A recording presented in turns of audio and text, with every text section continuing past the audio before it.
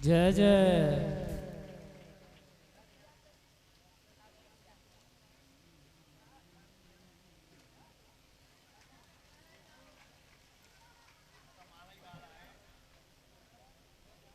ग्वाल बाल नित्य का उनका ये काम है कि अपना अपना भोजन जय जय। गाय बछड़े चराते हुए एक जगह बैठ करके सभी खाते हैं।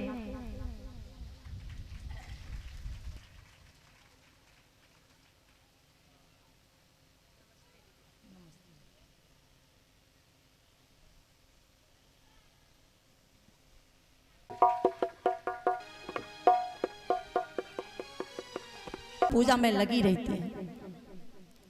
धीरे धीरे धीरे धीरे समय गुजरता है, उस बेटी का विवाह हो जाता है।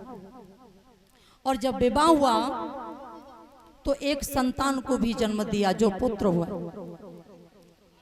एक पुत्र को पैदा किया उसने। पुत्र बड़ा हो जाता है, पुत्र की शादी भी हो जाती है और उसके जो पति देव थे उसे छोड़ करके गुजर जाते हैं। उसकी जो पुत्र वधू थी इतनी कर्कशा स्वभाव की आई कि उस बेचारी को दिन रात चैन नहीं लगने देती। वो सासू मां अपनी बहू से डरती डरती रहती है, कहीं कोई गलती ना हो जाए। खाना पीना भी उसको ठीक से नहीं मिल रहा और उसका पुत्र जो था उस पुत्र वधू से भी आगे था। वो जैसे कान भर देती बस वैसे ही वो मान लेता और अपनी मां को उल्टा सीधा सुनाने लग जाता।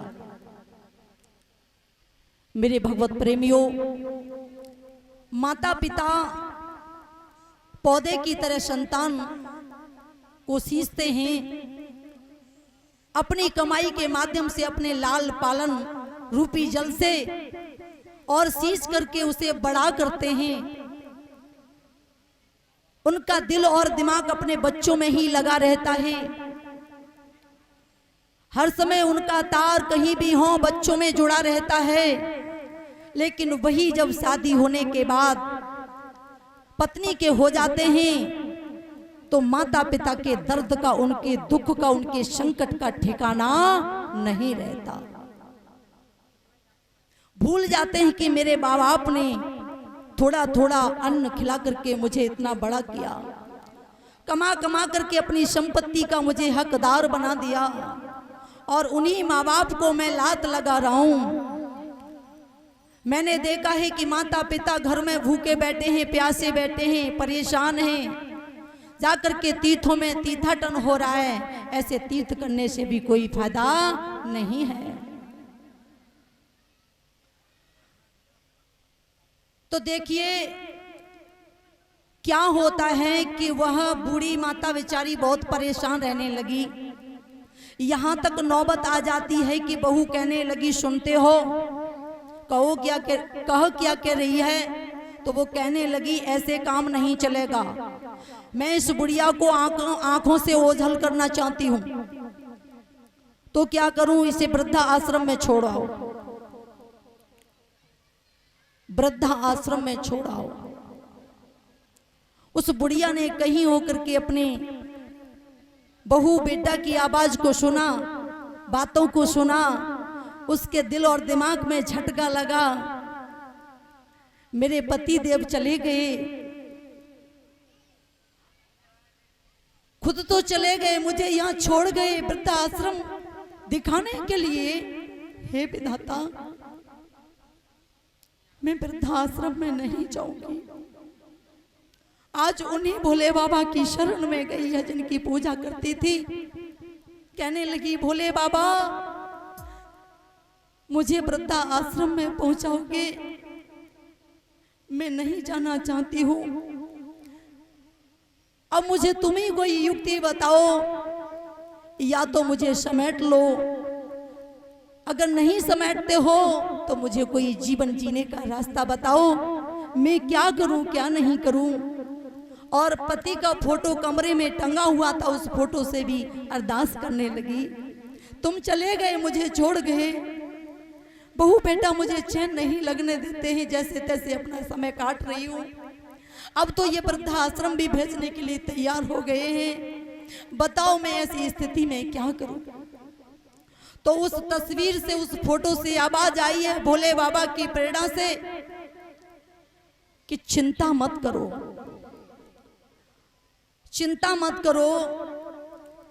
जो पुरानी अलमारी है उसमें जाकर के देखो, बहुत सारा पैसा तुम्हें उसमें धरा हुआ मिलेगा, और उसे निकालो, कहीं जाकर के अपनी झोपड़ी छबाओ, वहां पे जाकर के रहो।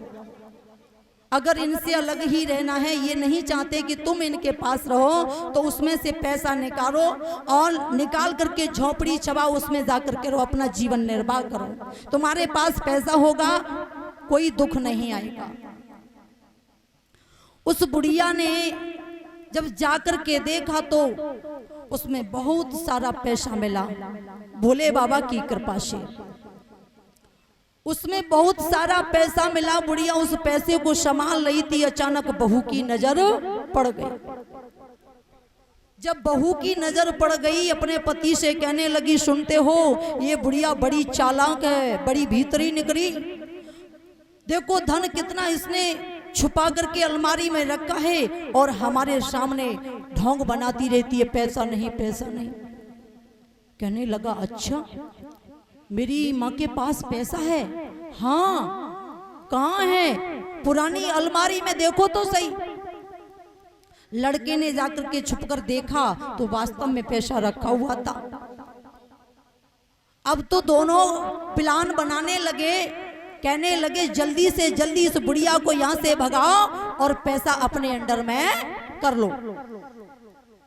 अब देखिए होता क्या है, उस पैसे को समेटने के लिए तैयार हो जाते हैं दोनों पति पत्नी, और सुबह होते ही सोचा कि इसको वृद्धा आश्रम में पहुंचा दिया जाए। लेकिन उससे पहले क्या हुआ, वह बेटा कुछ सामान लेने के लिए बाजार में गया, वहां ऐसा भयंकर एक्सीडेंट हुआ कि वहां बेटा धराशायी हो गया, हाथ पैर टूट गए और जीने की कोई उम्मीद नहीं रही। जब उस पत्नी को मालूम हुआ तो पछाड़ खा करके गिर पड़ी और हाय पति चिल्लाने लगी। जब उस माँ को मालूम हुआ, भागती हुई आई, कहा बेटा क्या हो गया, मुझे भी बता दे अपने दिल की बात, क्यों रो रही है, क्यों सिर पीटती है। तो उसने कहा, माँ तुम्हारे बेटे का एक्सीडेंट हो गया है, हॉस्पिटल में भर्ती हैं और उनके जीने की कोई उम्मीद नहीं है। उस माँ ने क्या किया, भागती हुई गई, भोले बाबा के मंदिर से थोड़ी प्रसाद रूपी वह राख ली और राख लेकर के हॉस्पिटल में पहुंची है। बेटा के सिर से लगाया, माथे से लगाया और भगवान से प्रार्थना की कि प्रभु उस दौलत को आप समेट लीजिए, लेकिन मेरे बेटा की भीख मेरी झोली में डाल दीजिए। इतना सब कुछ होने पे भी उस माँ के अंदर बेटे के लिए दर्द देखिए। अरे धिक्कार है तुमको जो अपने माँ बाप को घास नहीं डालते हो, माता पिता में लाते लगाते हो, परमात्मा तुम्हें कभी क्षमा नहीं करेगा। बोलिए गोविंद भगवान की जय हो।